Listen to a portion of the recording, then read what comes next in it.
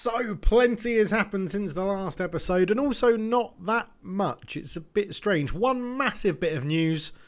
Roll the intro.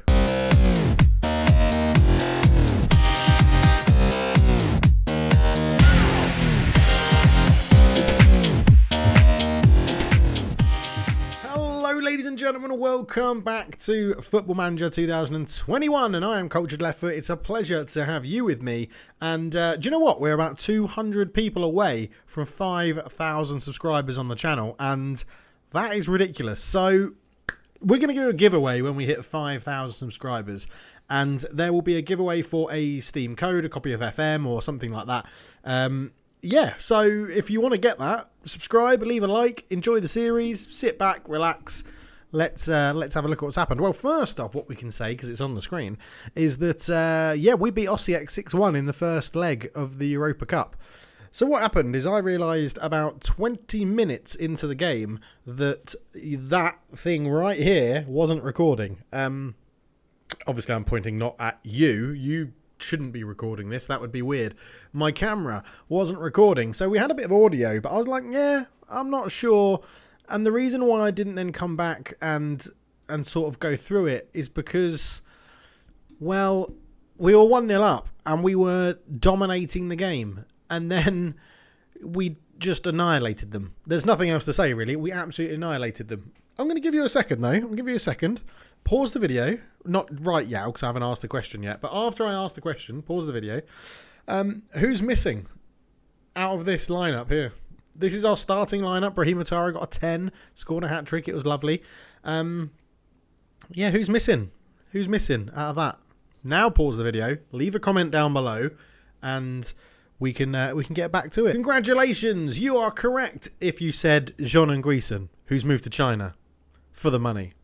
I mean, they're paying him 66 grand a week. It's ridiculous. I think we were paying him like 3 grand a week. 3.8 is the most we've ever paid anyone at the moment. So it would have been around about that, 3 to 3.8k a week. Yeah, he's moved for £66,000 a week to go and play in China. Who just paid his release fee of £20 million. That was 10 million, his release fee, until last summer when we gave him a new contract. They made it 20. Well, we made it 20 million.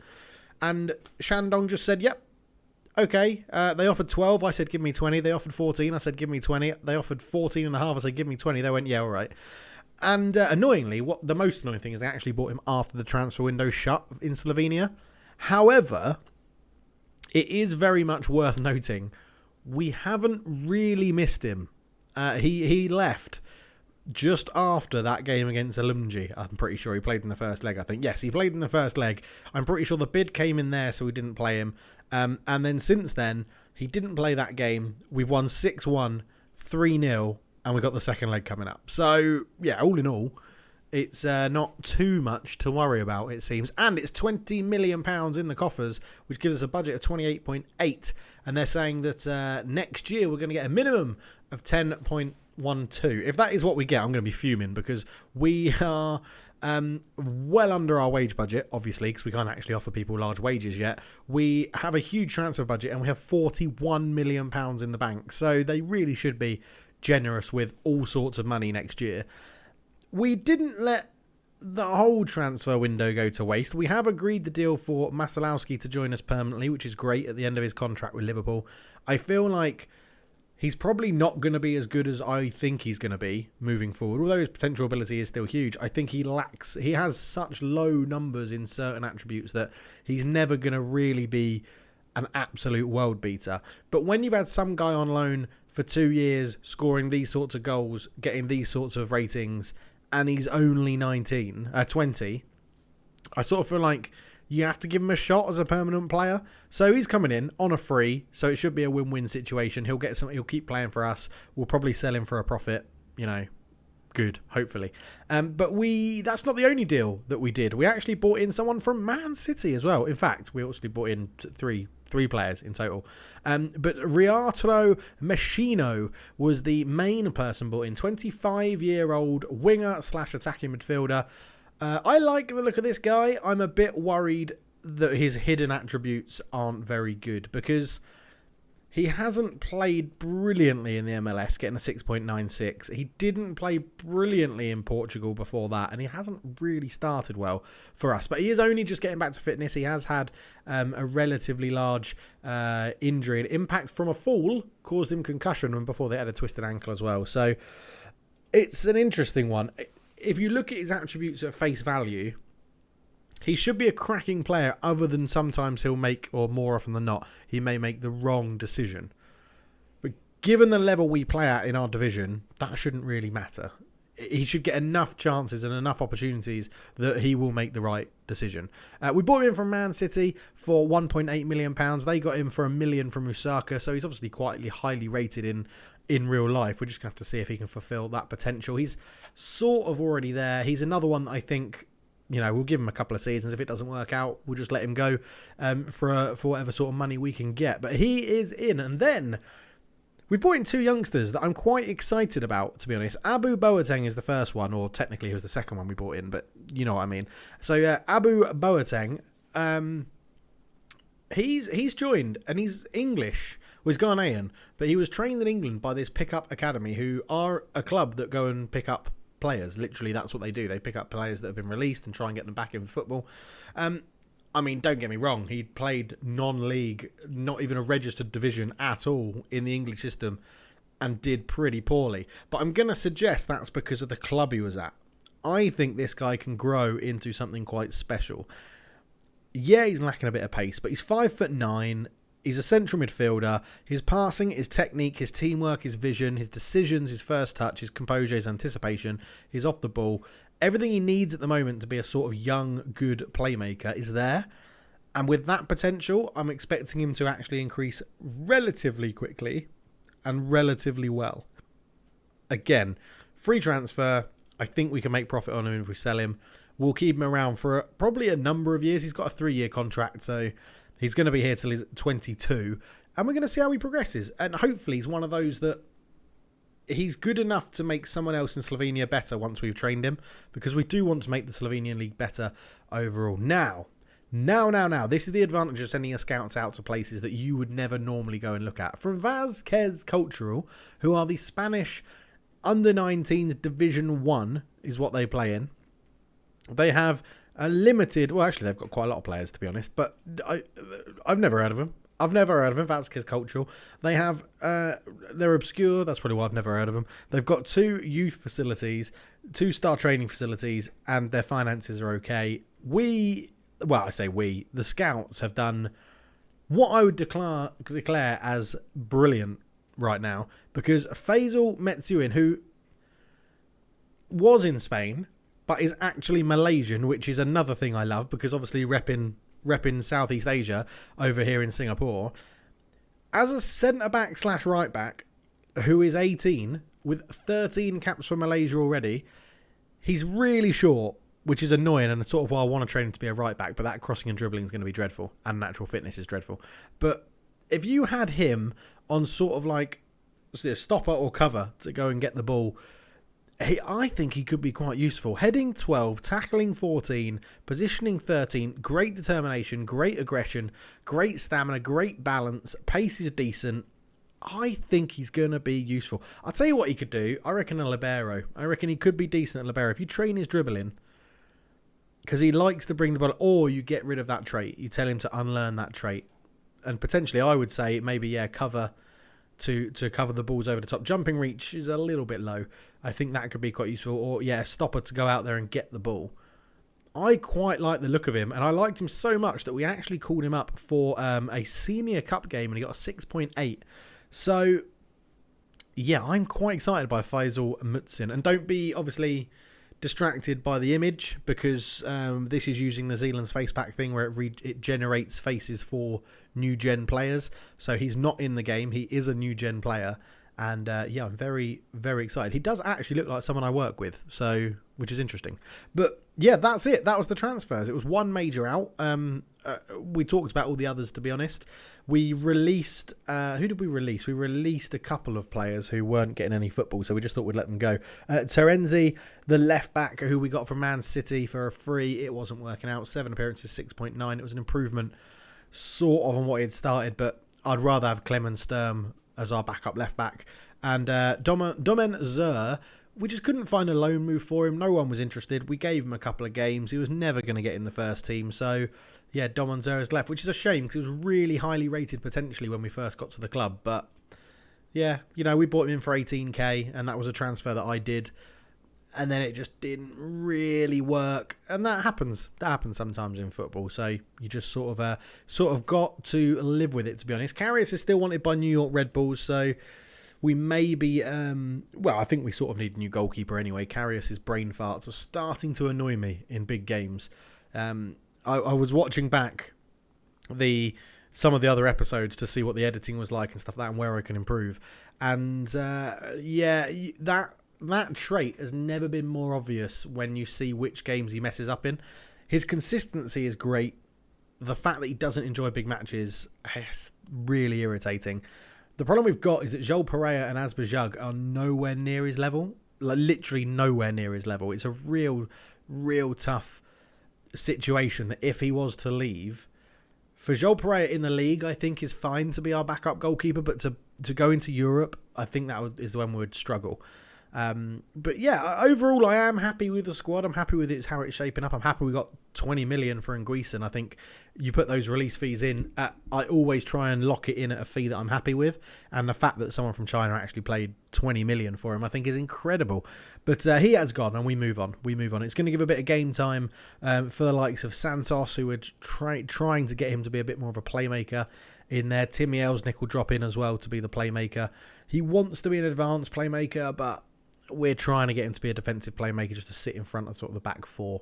And we'll see how that progresses. Once of Derby, which got a lot of love in the comments, which is always good to see. In fact, did he ever play for Derby? Not according to this. He had lots of loans out and about, but that might be wrong. He may have played a few cup games. You never ever know. Obviously, we got him in a part exchange, and that part exchange was for Jan Repas. Let's kind of have a look to see how he's getting on very quickly. Jan Repos, he's happy. He's not unhappy. He's still there. He's playing reasonably well, actually. 6.79, 5 assists in 16. So well done to Jan. They also took in Alexandre Fressange, who they've now listed for loan, who doesn't look like he's amounting to anything. They took him for 72k, and it looks like we did well in a good decision to get rid of him. They were struggling. They were down the bottom. They've sacked their manager and climbed up. Their manager got sacked around here somewhere, and ever since they have been steadily climbing the league. In terms of the league, I mean, it's this is why I don't show you many league games, to be honest, because we've played 18, we've won 17, we've got a bigger goal difference than our points total, and we've only lost one game. That tells you how easily we walk this league. It's ridiculous. It's ridiculous. The fact you can do this in the first season, if not one season into this save with Maribor, it is ridiculous. But that's why our focus is Europe. It looks like we're going to be getting through quite easily to the next round. However, when we looked at this last time, I said, we should be one of the favourites. And then I forgot that other people may have failed in their Europa League groups, like Tottenham, for example, who have also drawn with Nice, so they may actually get knocked out. Hamburger, Tottenham, Lille. So there are some big teams in it. We just sort of need to avoid them. If you took the results as they stand and said, in any game that's a draw, the home team will win, it will be us, Krasnodar, Celtic, Cagliari, Lille, Tottenham, Feyenoord and Hamburger. Out of all of those, if they all got through, I would take Krasnodar. I reckon I'd take Krasnodar, maybe Calgary. And then you're sort of looking at all the sort of big teams that are left. Feyenoord, I reckon we could give them a game. But yeah, who knows? I still think we're in with a chance of winning this whole competition. And then you look at the Europa League and you're like, Malmo, Bucharest. No offence if you support these teams, but we should be in there ahead of them. We really, really should be. We just messed it up, didn't we? We messed it up. Karius had a brain fart. Right. We're going to go and select our team. We're rocking... We've got a win formation. Maribor, go and win. And then we've got a winning formation, which, as you can see, it just sets people back a little bit. We're not so intense. We keep the ball a bit better. So we're going to start with that one today, as I get the hiccups just as I want to get into a game. Why does that always happen? Anyway, I'm going to pick the team. We'll be right back. See you. Yeah, this is the team. Basically, we're going to go full strength. Karius, Matos, Stojanovic, Leite, and Bejga comes in because Sturm is lacking a bit of fitness and Bracalo's recovering from an injury. Louis out, Elsnick, Muzalowski, Otara, Pozeg Vankas and Daniel up front in a very, very good team. It is a good team. It is a good team, and it should get the result today very easily. Apologies about the first leg. Sorry not to bring it. It's another game where we've absolutely battered someone, and I've just assumed everything was recording correctly, and it wasn't. Luckily, though, it's nothing to do with the PC. All the issues there seem to be fixed. Go and check out the PES series, which is all back and with the mods and everything now. It's brilliant. I'll link to it in not that corner. It'll be that corner up there sometime in the video. I like to think I know when I'm going to link them in, and then I always get the timings off. So at some point it will be up in the top left corner, right corner, as you see the screen. I don't know. Lucas is out. Recent injuries? Absolutely. I mean, I can't remember him being injured yet. Laureus Karius can bring his good form in. There is Osijek playing a 4-2-3-1 narrow. It should be interesting. It doesn't look like they've signed too many players to pump out their team, unlike us, who has no... Pozeg Vankas. We have one. We have one player that starts at NK Maribor at the beginning of the game, which is Pozeg Vankas. So, yeah. Matko, I know I said in every game we'd put someone from the Youth Academy in the squad. I do think I've stuck with that. Hang on, as Daniel's in early doors, he went for a cheeky chip, but it didn't happen. So yeah, on the bench we do have Matko, who is here, and the youngster. We've got Mateus, who's a youngster. You know, yeah, we've got Zahovic. Yeah, it's easy. Yeah, it's fine. Don't worry about it. Yeah, so 15 minutes in, what this formation does do is, because it's a sort of formation we play when we're winning, it doesn't make us push up and go and get the goal that we think we should. So it's another formation we could potentially use in games where we've got a lead against bigger teams. I mean, I'm pretty confident that changing to this will score. I'm pretty confident that changing to our attacking formation, which works the players a little bit harder, I'm pretty sure will get us a goal. I'm interested to focus on the Tottenham game, who are 1-0 down. Kasper Dolberg penalty. Tottenham could be crashing out of this. Braga are beating Celtic as well. There are some interesting results. I mean, our game's boring as sin, but yeah, interesting results all around the rest of the grounds. Matos into Brahima Utada. How it goes to Pozeg Vankas. What I will say about Anguissa leaving is that it seems to have made Otara an absolute god as Daniel's there. What a save that is from Ivicic in goal.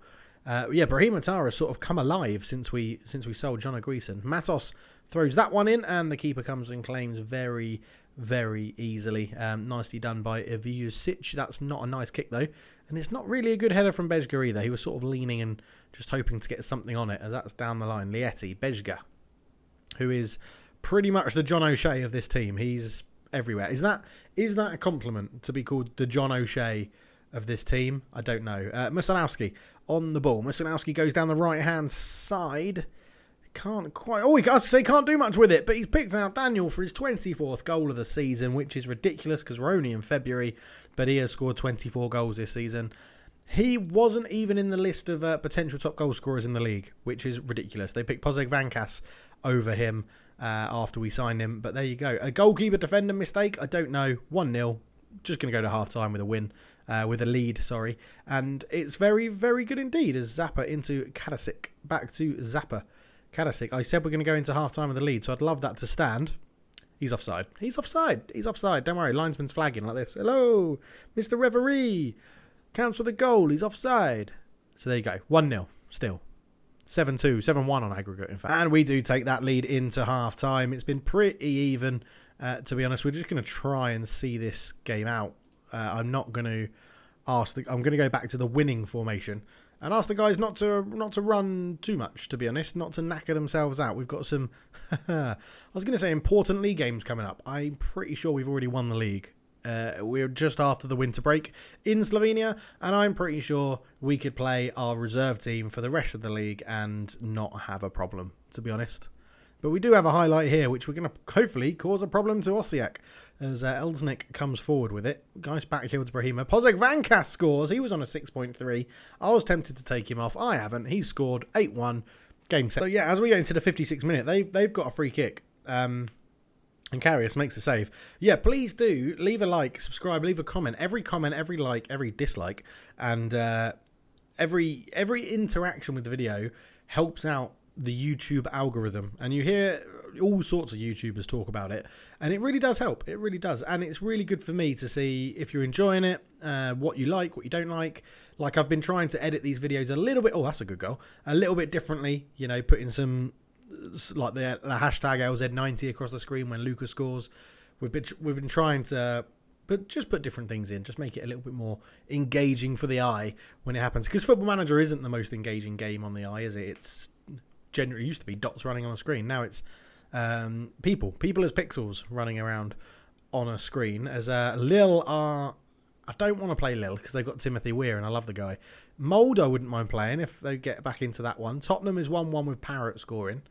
Braga still winning as Ajara on a 6.3 is having a shocker, so Santos can come on there. Elsnick is not playing well either. What I mean, you give these people a chance to impress and they just screw it up, don't they? They just screw it up. Musolowski back to Matos at right back, who is growing into one hell of a player for us. Diego Lietti, Pozeg Vankas. I can't wait for the day that we make a big multi-million pound signing. It's always good fun as Maribor when you make your first like £20 million signing.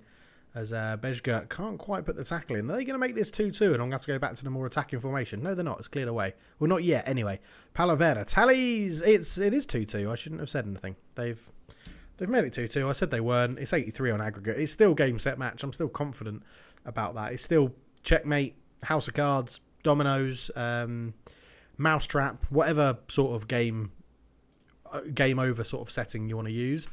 I've got them all. I've got Battleship. You sunk my Battleship. Bingo. Yeah, all of them. It's all of them. All of them. It's 8-3. It's game over. It's game over. We've just been fannying around with the ball since I said game over on the left-hand side. We've just been... Maybe they heard me on the touchline being like, yeah, game over. It's game over. Well, lads, it's not actually game over. We've still got a football match to play. We've got 20 more minutes and they're going to make it 3-2 with Todorov. And he has made it 3-2. This is why you don't go to a defensive formation in a game that you should easily win. Because we're going to come back and win this now that I've changed back to the attacking formation. And if we don't, I'd say they'll be held to pay, but they won't. I mean, it's still 8-3 and 8-4. It's not easy. They're winning 3-2. But we're making a bit of a... I mean, it's a bit like my commentary. Making a bit of a pig's ear of it, aren't we? If you don't know what that phrase means, it means you're cocking things up. Tottenham are 2-1 up, so they're going to go. Timmy Elsnick, I've given you a chance, mate. You've been shocking. You've been absolutely shocking. As has Luis Alto. All the central midfielders have played actually really badly in this game. But 5 minutes to go. They've played well. 1.50. It was even XG for a while, but not anymore. As they're going to get the ball. Are they going to make it 4-2 and make it 8-5 to be a completely ridiculous game? It does show that I shouldn't be complacent. I came here wanting just to protect what we had. We should have gone for the win. Like out-and-out win from the beginning of the game, but we haven't. And Osijek are going to make us pay. We've blocked the first shot. Interesting decision to go all the way back out to the right back on the wing, but he's kept it alive. We've blocked it. Pozeg Vankas does get it away into Matko. Matko up the line to Daniel. Daniel, can he beat his man? Daniel is there. We've got the ambulance in the background looking like a UK NHS ambulance, according that we're in Croatia. I can tell you now, Croatian ambulances do not look like that. I've been to Croatia. There's probably some Croatians in the comments, actually, who watch the video. Let us know. If you're from Croatia, say, hello, I'm from Croatia in the comments. That'd be lovely. I feel like I've rambled a lot in this episode. I feel like it's been a bit of a Loki Doki-esque episode, if anyone watches him. He rambles quite a lot in his episodes. Well, he has a whole series on his channel called The Ramble. But well done, Diego Lietti. That's good. Bejga, Lietti. That's not good, mate. I can't praise you, and then you mess up and carry us with a good save. He's bailed you out, hasn't he? You're not 1.2. As in that goes. It is headed away. Vankas will bring this one forward. No, he won't, because the full-time whistle goes. It's a loss on the day. We do ended up going through because we won the first leg very well. Hopefully they'll react positive, blah, blah, blah. Those I was very excited about tunnel interviews and doing all those properly, but now they're just a bit irritating. They do get irritating. So we'll have to have a look at who goes through. So we do win 8-4 on aggregate. We get a bit of money for that. Pampas was... the stadium Pampas, the Slovenian boss, came to watch. It wasn't very far for us to travel, which is interesting. Croatia to Slovenia. Domzale have sacked their manager. Lots of people getting fired after we beat them, which is a bit of a shame. I think the second knockout round draw is coming up. It's today. So we'll stick with it and see who we get. And really, really hope we don't get Tottenham. And Football Manager has a habit of listening in when you say you want certain teams or don't want certain teams, and then give you that team that you don't want. So I don't want Tottenham Hotspur. I don't want PSV. I don't want Red Bull Salzburg. I don't want Olympiacos. I would take Victoria Gimales. I would take Zurich. I would take Slovan Bratislava. I'll take... Come on then. What are you going to give us, Footy Manager? What are you going to give us? What are you going to give us? Hamburger. Salzburg. Oh, I was going to say all German tie. It's definitely not, because Salzburg's in Austria. Lille get Olympiacos. That's two good teams out of the way facing each other. Feyenoord Wolfsburg is decent as well. Braga, Red Star Belgrade. So far, it's big teams playing each other. Tottenham, Slovan Bratislava. So we avoid Tottenham, which is good. Calgary, PSV. We're going to get one of the teams I wanted, which is impressive. Krasnodar. We're going to be playing Zurich, and I think that is brilliant. I feel like us against Zurich, we're going to win that. That is a really cool stadium. I feel like we're going to beat Zurich. I've already got a feeling about it, and I'm very, very happy by that. And that is what we're going to be back for. We'll come back for the next episode. Will be both legs. I promise you that this time. That's a Dave Nichols Cultured Left Foot promise. Both legs in the next episode is what we're going to come back for. So thank you so much for watching in this very rambly episode again that I love to have occasionally. I hope you enjoyed it. Leave a like, subscribe if you're new, leave me a comment. Twitch and Patreon and Discord and all that stuff is in the description below. Thank you to those who are supporting a bit extra on Patreon. I will end up doing some sort of end credits where your names are in it. Anything you can give to the channel is much appreciated. This is just a hobby for me, so I do it for entertainment and because I'm playing these games anyway, and I like to just broadcast them on the internet. So thank you so much for watching. What a rambly episode. I'll speak to you later. Cheers. Bye. I'm out. That's what I'm trying to say. Cheers.